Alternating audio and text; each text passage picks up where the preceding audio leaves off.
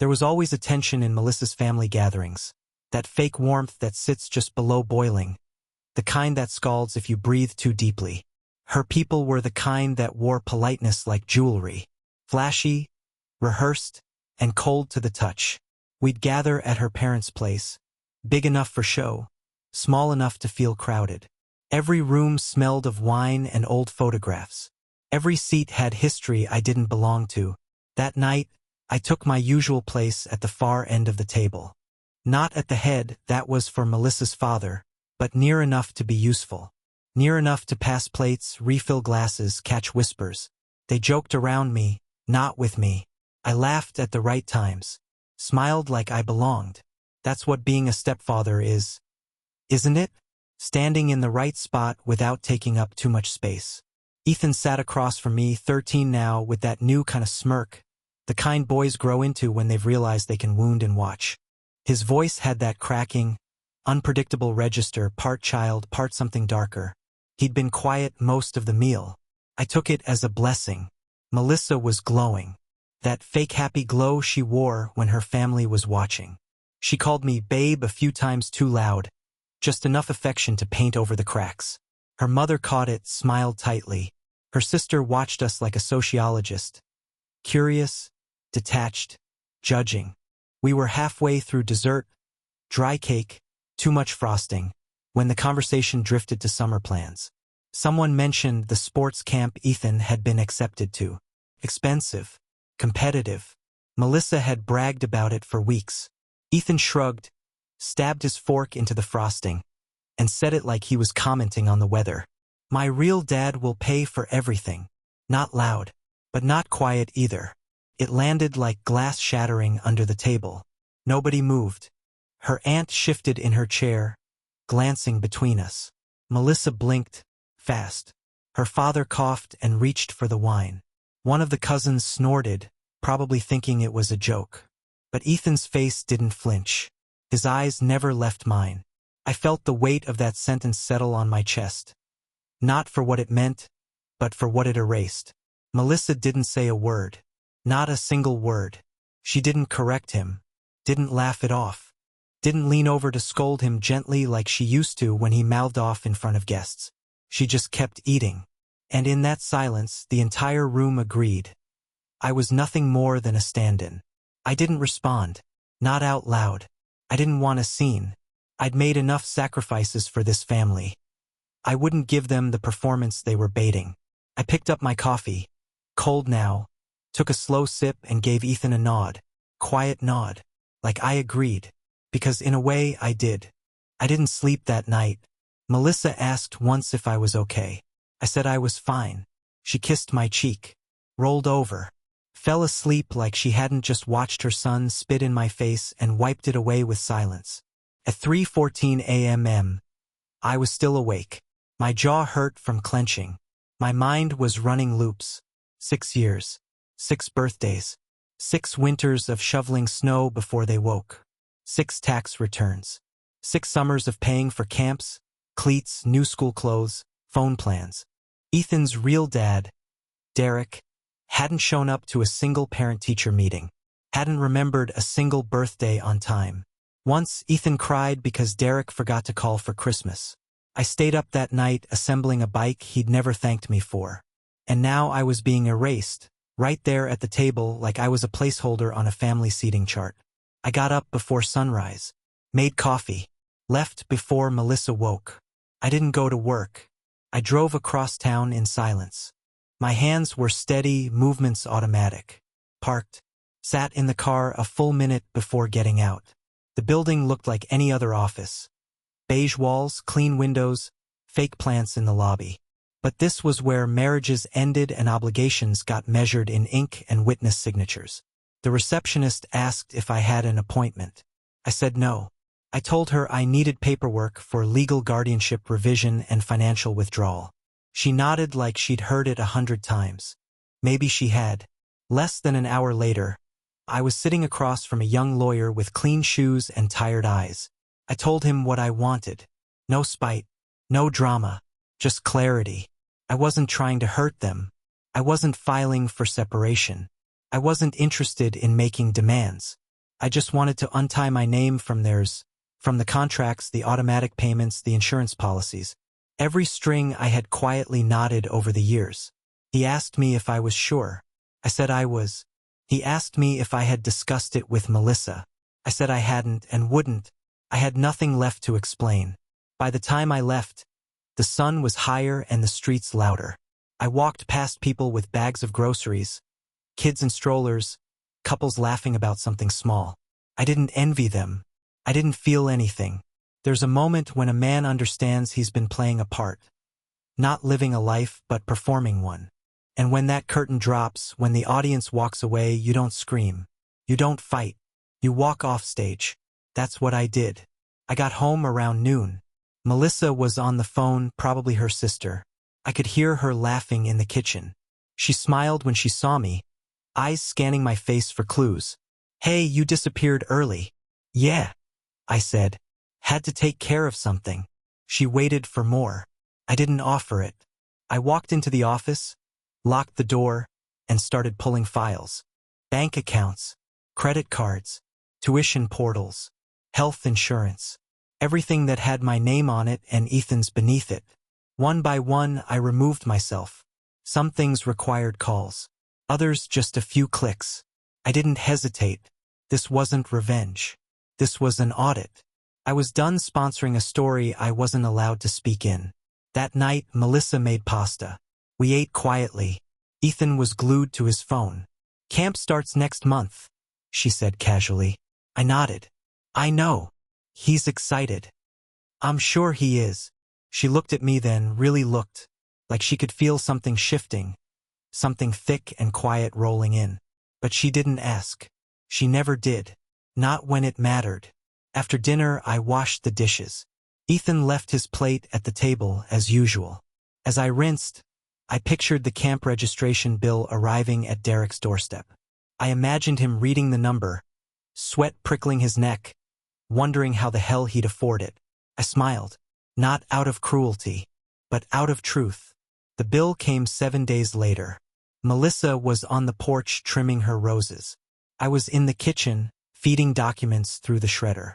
Not out of spite, just habit. Clearing space. Cleaning what didn't belong to me anymore. I heard the mailbox squeal open. Then the screen door creaked. A soft shuffle. Paper sliding across the counter. She didn't say a word.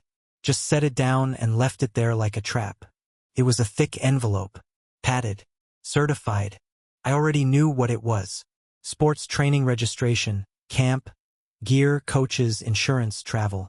All the extras that made boys into young men, or so the website promised. A year ago, that envelope would have been mine by default. Melissa never even checked the statements. They'd just land in the tray, and I'd handle it.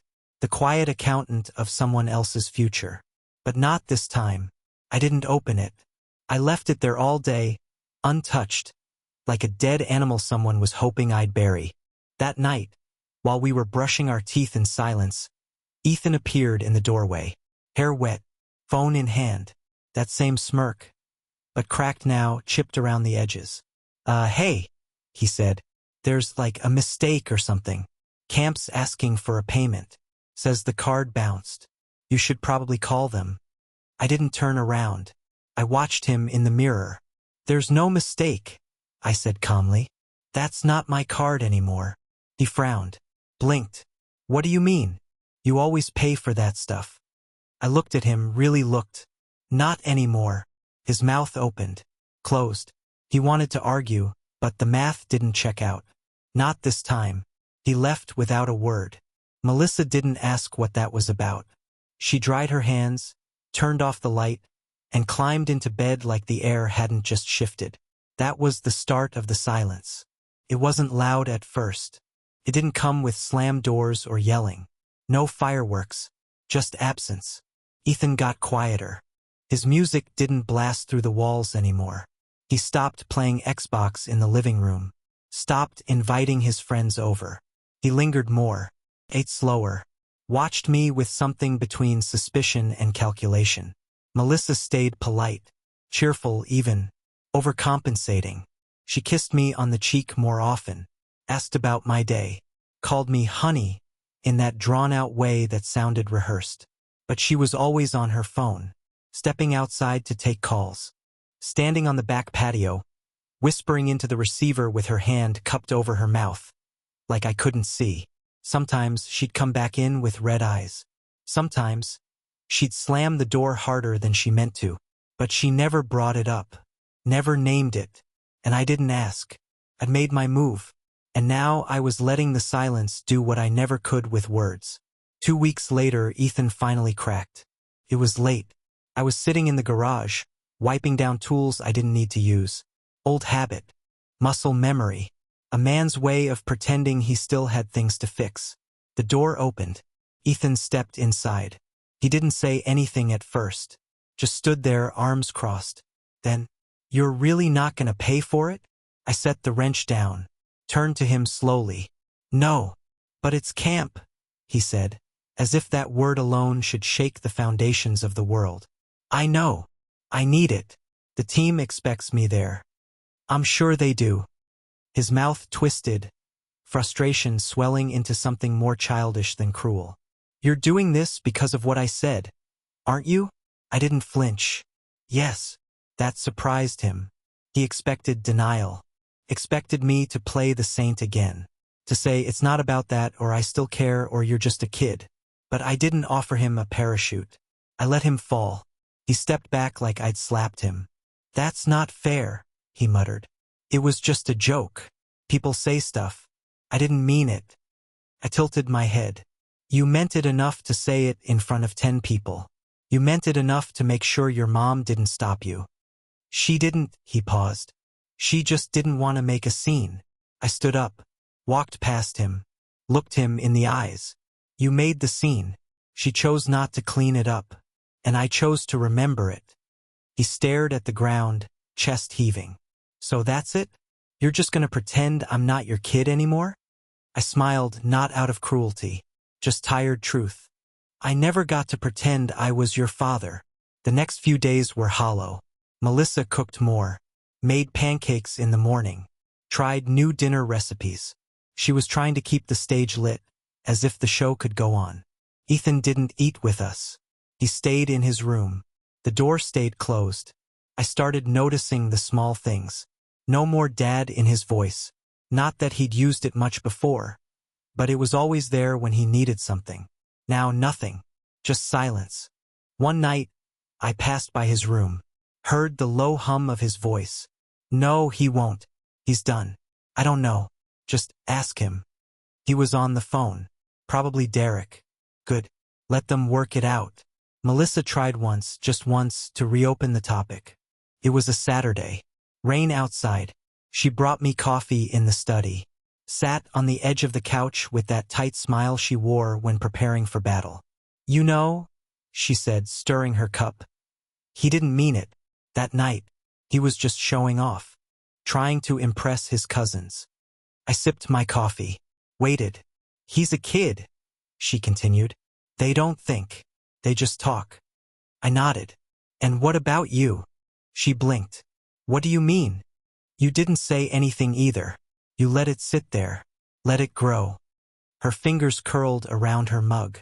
"I didn't want to embarrass him. It was a family dinner. And I wasn't part of the family." Her mouth twitched. She started to speak. Stopped. Then tried again. "You're overreacting." That word. That useless word. I set the coffee down. "I'm done reacting. I'm acting. There's a difference." Her voice sharpened. "So you're just going to abandon him? After everything you've done for years?" I looked her in the eye. Steady. Cold. "No. I'm letting him live by the truth he declared." That evening, Ethan left a note on the counter. A folded piece of paper, written in shaky pen. "Can we talk?" I crumpled it, tossed it in the trash. He didn't want to talk. He wanted me to reset, to pretend none of this happened, to play the role again. But I was done with roles. 2 more days passed. The silence shifted from discomfort to desperation. Melissa checked the mail 3 times a day. Ethan paced the hallway, hovering near the living room like a ghost. The camp deadline was approaching, fast. Then the panic came. Ethan came downstairs, face pale, hands shaking. "I called Dad," he said quietly. "He said he can't cover it." I said nothing. "He said he doesn't have the money. He thought you were handling it." I stared at the TV. Muted. Baseball replay. "I'm not," I said. Ethan stepped closer. "He doesn't have it. He never did. You know that." I turned to him. "Then why did you call him your real dad in front of everyone?" His face crumbled. "I don't know. You knew," I said. "You knew exactly what you were doing." Tears welled in his eyes. Not from grief. From fear. From consequence. "But I need this," he whispered. I nodded. "Then pay for it." That night, I lay in bed, eyes open, listening to the house creak. Melissa's breath was shallow beside me. She hadn't spoken since dinner. I didn't move, didn't comfort her. The line had been drawn, and I wasn't the one who drew it. I just stopped erasing it for them. The call came on the 14th day. Not 13, not 15. Exactly 14 days after the last payment failed. After the last door quietly closed. After the house learned a new shape without my money holding it up. I was alone in the garage when the phone rang. Mid-afternoon light slanted through the dusty window, cutting the room into long, tired lines. I'd been sitting on an overturned bucket, not fixing anything, just listening to the hum of nothing. That's when my phone vibrated across the workbench. Unknown number. I knew before I answered. I wiped my hands on my jeans, picked it up, held it there a moment longer than necessary, then pressed accept. "Yeah," I said. There was breathing on the other end. Heavy, measured. A man preparing himself for humiliation. "This is Derek," he said.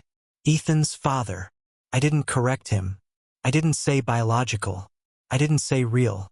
I didn't say anything at all. He cleared his throat. I didn't know who else to call. That almost made me laugh. Almost. We stood there. Two men connected by a boy who had learned how to divide us. Suspended in a silence that carried 10 years of avoidance. I pictured him pacing some cramped apartment. Phone pressed tight to his ear. Walls closing in as numbers finally stopped being abstract. He didn't ask how I was doing. Didn't ask if I'd lost my mind. Didn't accuse me of being cruel.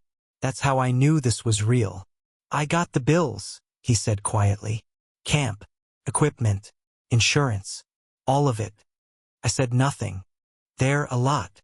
I leaned back against the workbench, closed my eyes. "I didn't realize," he continued, voice thin now, "how much you were covering." Still nothing from me. Another pause. Longer this time. Then he said the sentence. Just one.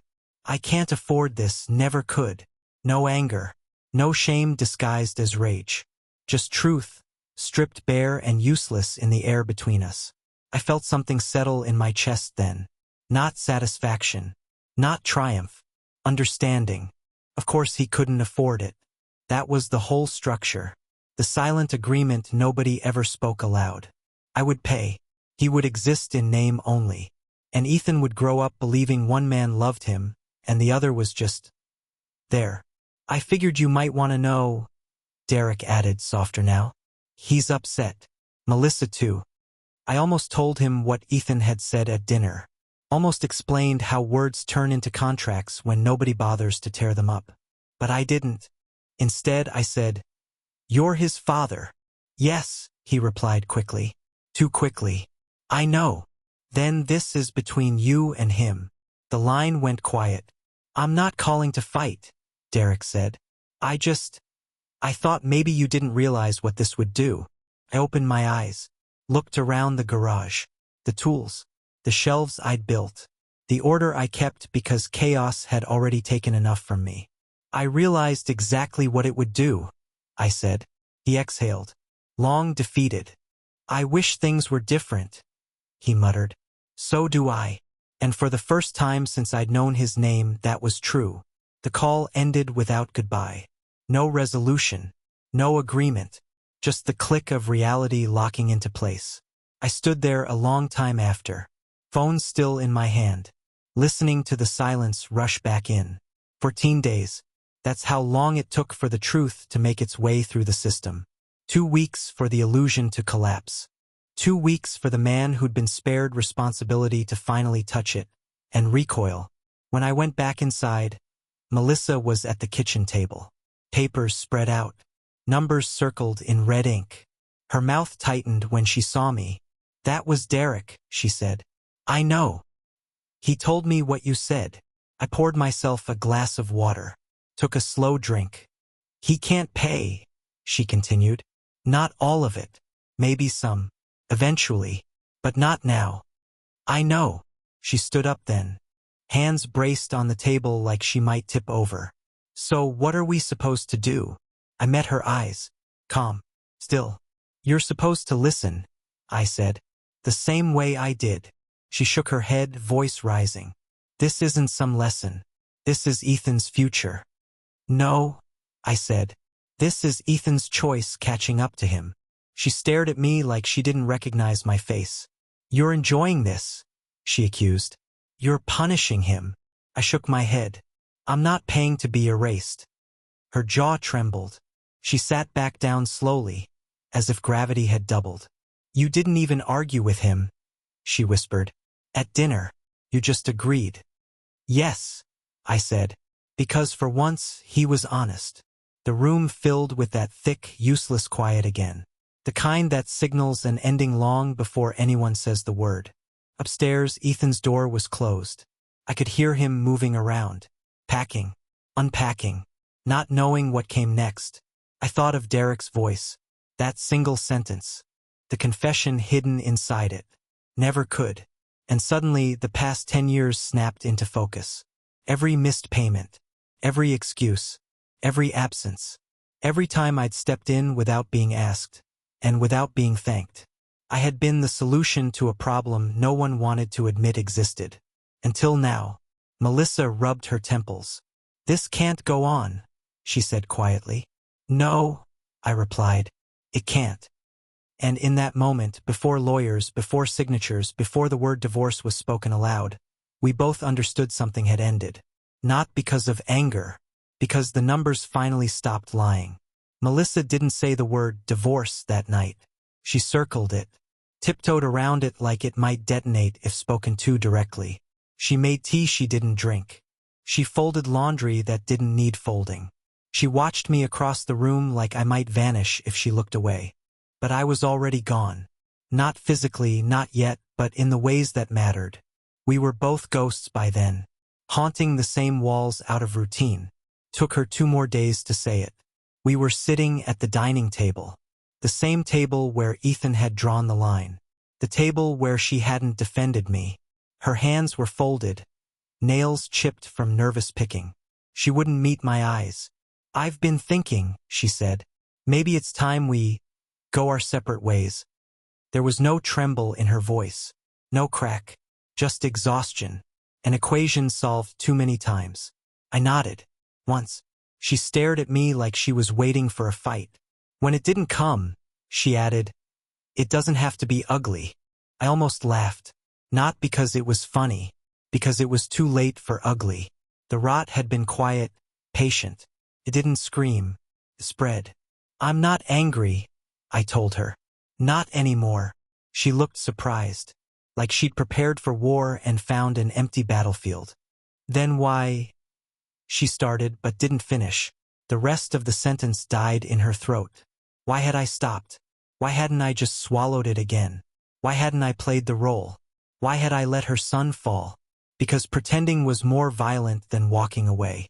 Because every dollar I gave him was a lie we told together. Because love without respect is a leash. And I wasn't going to wear it anymore. The lawyer she called was polite, efficient, young. I didn't contest anything. I didn't ask for the house. I didn't argue over furniture. I didn't even request the money I'd already poured into Ethan's life. I didn't want revenge. I wanted distance. I wanted to be untied from the fiction we'd all agreed to live in.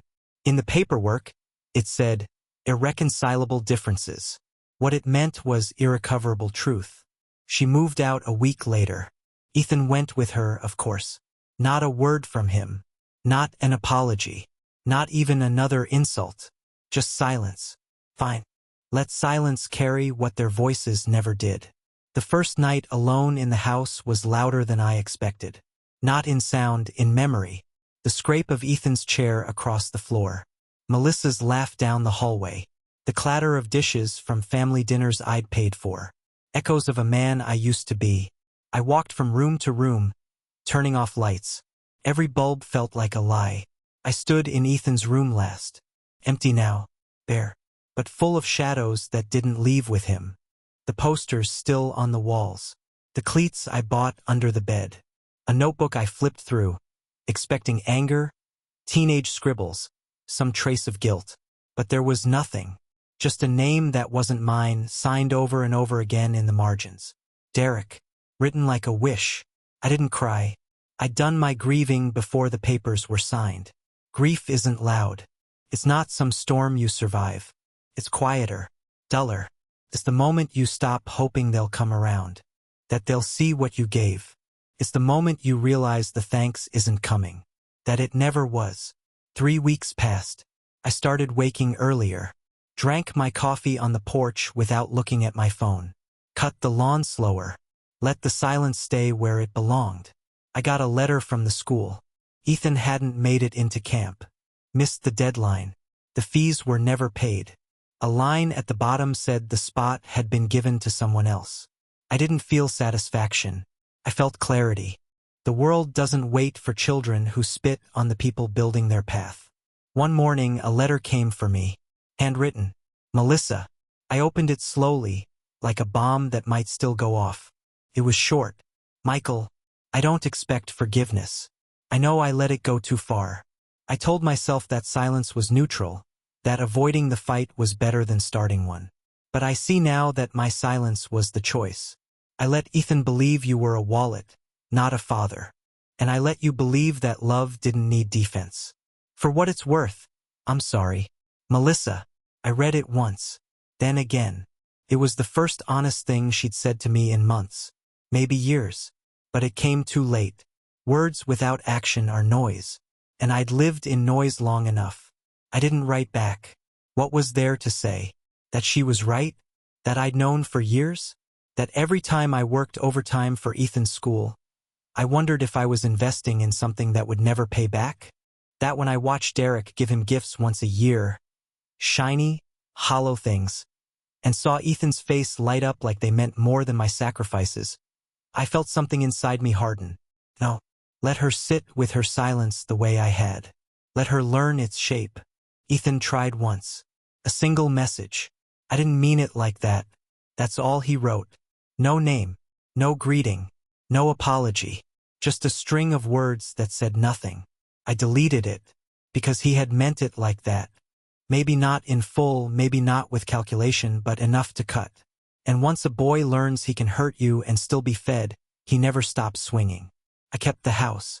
Not because I wanted it, because I'd paid for it. Because it was mine before their stories touched it. I stripped the walls, painted over memories. I boxed up the photographs, the wedding album, Ethan's trophies, old birthday cards signed M instead of Dad. All of it went into the attic. The past belongs in boxes. And I wasn't carrying theirs anymore. People asked what happened. Coworkers, neighbors, my brother. I gave them the same answer. They made it clear I wasn't family, so I stopped acting like I was. That shut most of them up. A few nodded. A few looked uncomfortable.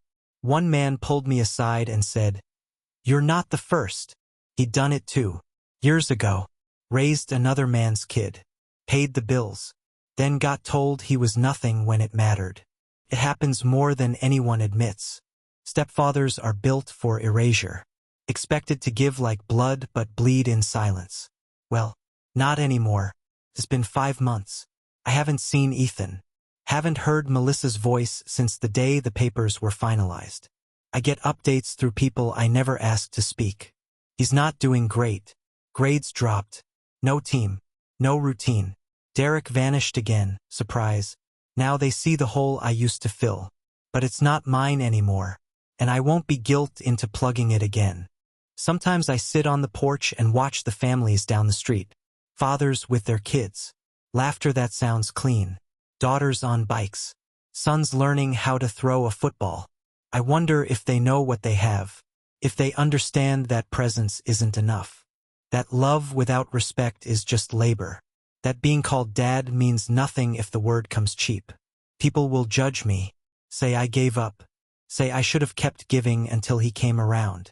But those people weren't there the night he looked me in the face and told a table full of relatives that I didn't matter. They weren't there when his mother said nothing. They didn't hear the silence that followed, or live in the days that came after. I did. I bore it all. And then I let it go. So now I ask you, was I wrong? Was I cruel for withdrawing the love I'd given without condition? Or was this the price of truth?